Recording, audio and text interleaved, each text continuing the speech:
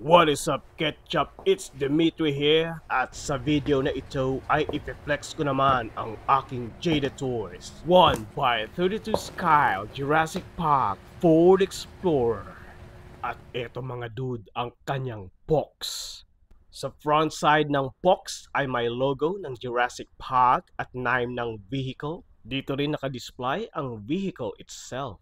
Sa right side ng box ay may logo ulit ng Jurassic Park at may design na nag-extend sa left side at sa top part ng box.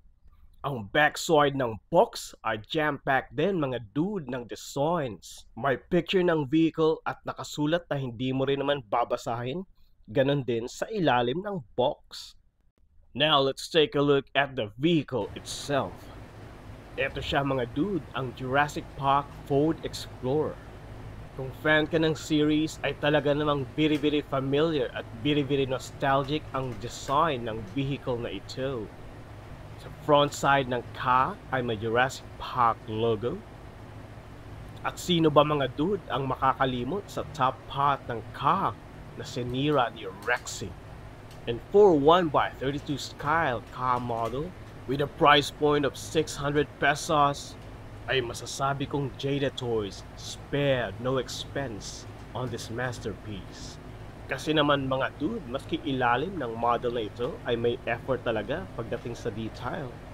At ang wheels ay made up of rubber at very responsive, which makes it very good for display at very good as laruan. And that's right, nabubuksan mga dude ang magkabilang front door ng car.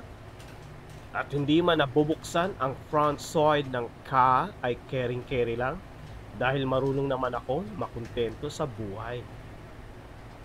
At para sa akin mga dude, the only thing that could make this better ay kung mas malaki ang scale ng car model na ito. Dahil kung nagkataon ay angas overload na noon mga dude. As for the size comparison, eto siya mga dude next to my size 9 Oxford. Eto naman siya next to Hella Good Torosaurus. Eto naman siya mga dude next to 1x32 Scale Jada Toys The Walking Dead Rick Grimes Ford Crown Victoria.